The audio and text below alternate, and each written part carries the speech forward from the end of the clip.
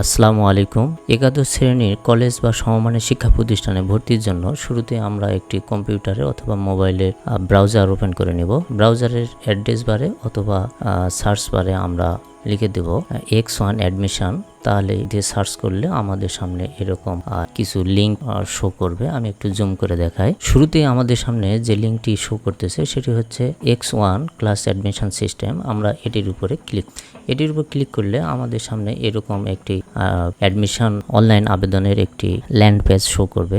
এই পেজের শুরুতে আমরা বাম সাইডে দেখতে পাবো আবেদনের নীতিমালা। আমরা এখান থেকে আবেদনের নীতিমালাটি একটু ভালো করে পড়ে নিব এবং দেখে নেব।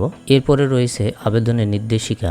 আমরা নির্দেশিকাটি একটু সময় নিয়ে পড়ে নিব। কি কি নির্দেশনায় বলা হয়েছে, কি কি করা যাবে, কত টাকা ফি লাগবে এবং কত থেকে কত তারিখের মধ্যে প্রথম আবেদন করা যাবে, কিভাবে প্রতিষ্ঠান চয়েস দিতে হবে, কত তারিখে ফলাফল প্রকাশিত হবে, সে বিষয়গুলো বিস্তারিত বলা আছে। আমরা সেখান থেকে একটু মনোযোগ সহকারে দেখে নিব।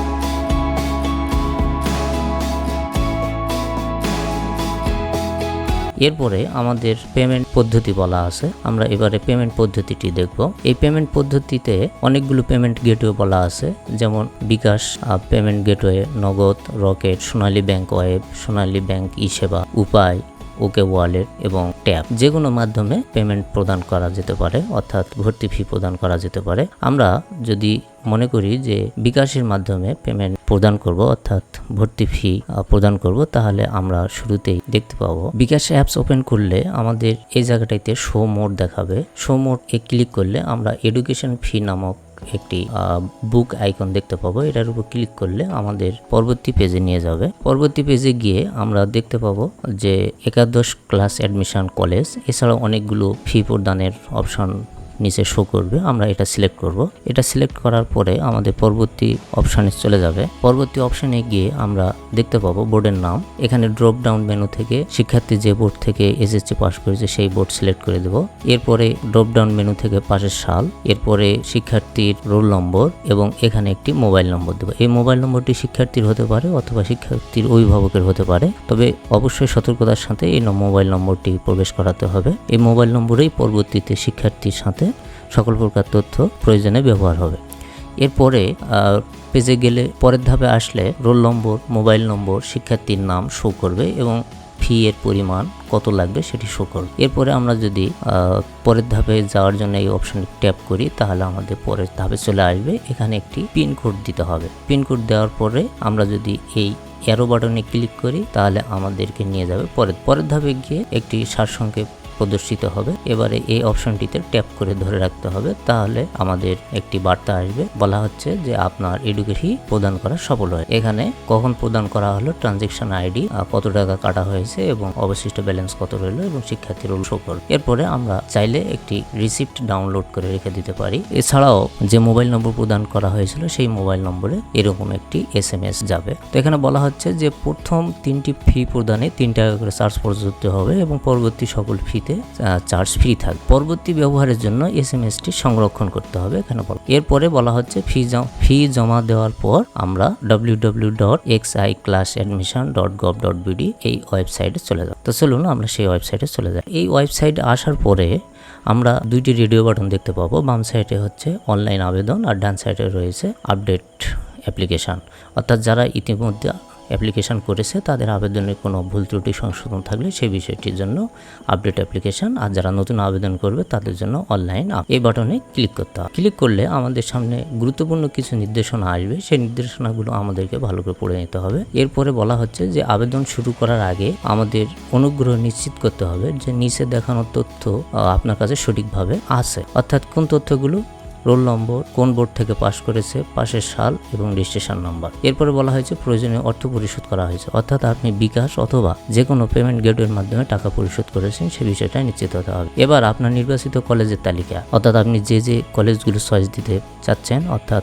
ন্যূনতম 5টি থেকে সর্বোচ্চ 10টি কলেজ, সেই কলেজগুলোর ইন নম্বর এবং সঠিক নাম আপনার সাথে থাকতে হবে। এবারে আপনার কাজ হচ্ছে রোল নম্বর, এই বক্সে রোল নম্বর লিখে দিতে হবে। এরপরে বোর্ড ড্রপ ডাউন মেনু থেকে সিলেক্ট করে, এরপরে পাশের সাল ড্রপডাউন মেনু থেকে সিলেক্ট করে দিতে হবে। এখানে উল্লেখ্য 2021, 22 এবং 23 সালে যারা পাশ করেছে তারাই শুধু একাদশ শ্রেণী এবং সমমানের প্রতিষ্ঠানে ভর্তি হতে পারবে। তো এই শিক্ষার্থী 23 সালে পাশ করেছে, 23 সাল। এখানে রেজিস্ট্রেশন নম্বরটি লিখে দিতে। রেজিস্ট্রেশন নম্বর লেখা শেষ হয়ে গেলে এবারে এখানে একটি ভেরিফিকেশন কোড শো করতেছে, এই কোডটি এই বক্সে লিখে দিতে হবে। এরপরে সব তথ্য সঠিক থাকলে নেক্সট বাটনে ক্লিক করতে। নেক্সট বাটনে ক্লিক করলে আমাদের সামনে শিক্ষার্থীর personal information, roll number, board, পাশের সন, তার নাম, তার পিতার নাম, মাতার নাম, তার জেন্ডার এবং জিপিএ এখানে শো করবে। এরপরে এখানে কিছু প্রয়োজনীয় নির্দেশনা বলা হচ্ছে, অর্থাৎ যে কন্ট্যাক্ট নম্বরটি দিয়ে ফি প্রদান করা হয়েছে সেই কন্ট্যাক্ট নম্বরটি এখানে ব্যবহার করতে হবে। এখানে বলা হচ্ছে যে কন্ট্যাক্ট নম্বরটি দেওয়া হয়েছিল সেই কন্ট্যাক্ট নম্বরটি এখানে লিখে দিতে হবে। মোবাইল নম্বরটি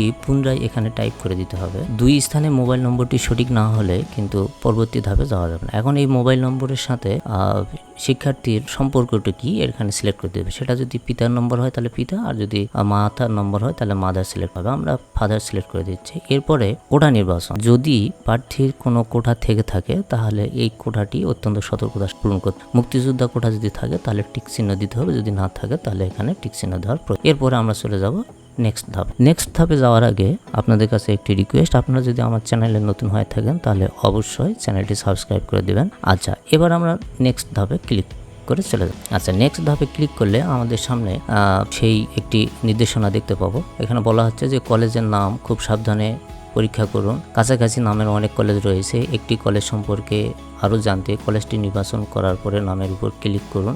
আপনাকে কমপক্ষে 5টি কলেজ নির্বাচন করতে হবে এবং আপনি সর্বোচ্চ 10টি কলেজ করতে পারবেন। একই কলেজে যদি একাধিক আবেদন করতে চান তা একটি কলেজে বলে গণনা করা হবে। আপনার পছন্দের ক্রম অনুসারে আবেদনগুলি প্রায়োরিটি সেট করতে হবে। আপনার পছন্দের আবেদনের প্রায়োরিটি হবে 1, দ্বিতীয় পছন্দের আবেদনের প্রায়োরিটি হবে 2। এভাবে আপনাকে কাঙ্ক্ষিত কলেজগুলোর ভর্তির ক্ষেত্রে সিরিয়াল করতে হবে। তো শুরুতেই আপনাকে সেই কলেজটি পেতে কি করতে হবে, বোর্ডের নাম এখান থেকে সিলেক্ট করে দিতে হবে। আমার এই প্রার্থী মাদ্রাসা বোর্ড সিলেক্ট করে দিচ্ছি। এরপরে তাকে তার জেলাটি এখান থেকে সিলেক্ট করে দিতে হবে। এরপরে তার থানা সিলেক্ট করে দিতে হবে। এবারে কলেজের নাম এখানে শো করবে, সেই কলেজের নাম তথা মাদ্রাসার নাম, পর্যায়ে শিক্ষা প্রতিষ্ঠানের নাম এখানে শো করবে, সেটি সিলেক্ট করে দিবে। এখন ওই প্রতিষ্ঠানে আসন খালি রয়েছে কিনা সেটি এখানে শো করবে। কতটি আসন রয়েছে সেই প্রতিষ্ঠানে সেটি এখানে ক্লিক করলে দেখা যাবে।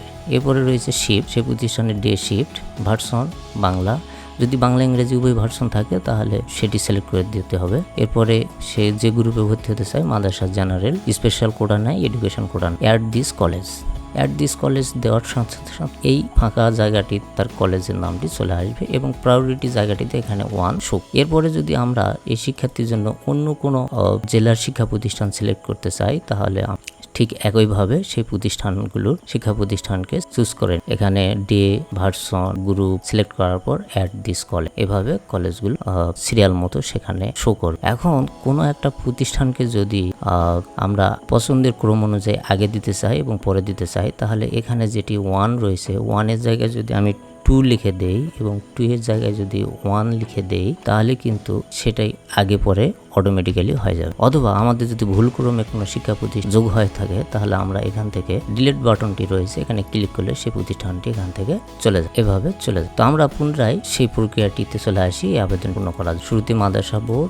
চলে যাচ্ছি জেলা সিলেক্ট করে দিচ্ছি, এরপরে চলে যাব থানা, তারপরে ওই থানার সেই শিক্ষা প্রতিষ্ঠান খুঁজে বের করব এবং ইন নম্বরটি যাচাই করে দেখব। এরপরে শিফট, এরপরে ভার্সন, এরপরে গ্রুপ, এরপরে কোনো কোটা থাকলে সেটি অ্যাট দিস কলেজটি এখানে সংযুক্ত হবে। ঠিক একইভাবে আমরা আবারও অন্য কলেজকে চয়েস দিব, ডিস্ট্রিক্ট, থানা এবং এখান থেকে সেই প্রতিষ্ঠান চয়েস করে নিব। এখান থেকে day, version, group, at this college, এইভাবে আমরা সর্বনিম্ন 5টি এবং সর্বোচ্চ 10টি পর্যন্ত শিক্ষা প্রতিষ্ঠানকে অ্যাড করেন। শুরুতেই ড্রপডাউন মেনু থেকে বোর্ড, এরপরে জেলা, এরপরে থানা, এরপরে ওই থানার শিক্ষা প্রতিষ্ঠান এবং ওই প্রতিষ্ঠানের শিফট, ওই প্রতিষ্ঠানের ভার্সন এবং ওই প্রতিষ্ঠানে যদি জেনারেল বা সায়েন্স থাকে তাহলে সেখান থেকে এই প্রতিষ্ঠানের যে গ্রুপে ভর্তি হতে চাই জেনারেল, এরপরে অ্যাট দিস কলেজ, এভাবে 10টি কলেজ সংযুক্ত করে দেওয়ার পর আমরা কি করব, ভালো করে দেখে নেব যে আমাদের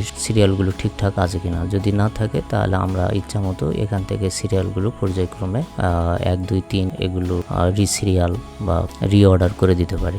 এরপরে প্রিভিউ অ্যাপ্লিকেশনে গেলে এখানে দেখাবে আপনার আবেদনটা এখন অসম্পূর্ণ অবস্থা রয়েছে। আপনার প্রদত্ত তথ্য ভালোভাবে পরীক্ষা করার পর সাবমিট বাটনটিতে ক্লিক করলে কেবলমাত্র তথ্য সংরক্ষিত হবে এবং আবেদন প্রক্রিয়াটি আবেদন সম্পন্ন হওয়ার পর ওয়েব মেসেজ এবং আপনার প্রদত্ত মোবাইল ফোনে একটি নিশ্চিতকরণ মেসেজ পাবেন। আপনি আপনার প্রদত্ত তথ্য আবেদন সময়সীমার মধ্যে সর্বোচ্চ 5 বার পরিবর্তন করতে পারবেন। যদি আপনার সবকিছু ঠিকঠাক থাকে তাহলে এখান থেকে দেখে নেওয়ার পরে আপনি সাবমিট অ্যাপ্লিকেশন বাটনে ক্লিক করবেন। তো আমি সাবমিট অ্যাপ্লিকেশনে ক্লিক বলতেছে যে আপনার কন্ট্যাক্ট মোবাইল নম্বরে 6 ডিজিট একটি সিকিউরিটি কোড পাঠানো হয়েছে। ভবিষ্যতে অ্যাপ্লিকেশন পরিবর্তন বা পরিদর্শন করার জন্য এটি অবশ্যই সংরক্ষণ করুন। এরপরে বলা হচ্ছে যে প্রিন্ট প্রিভিউ, এখান থেকে প্রিন্ট প্রিভিউ ক্লিক করে প্রিন্ট করে নেওয়া যাবে। তো এই ছিল আবেদন প্রক্রিয়া।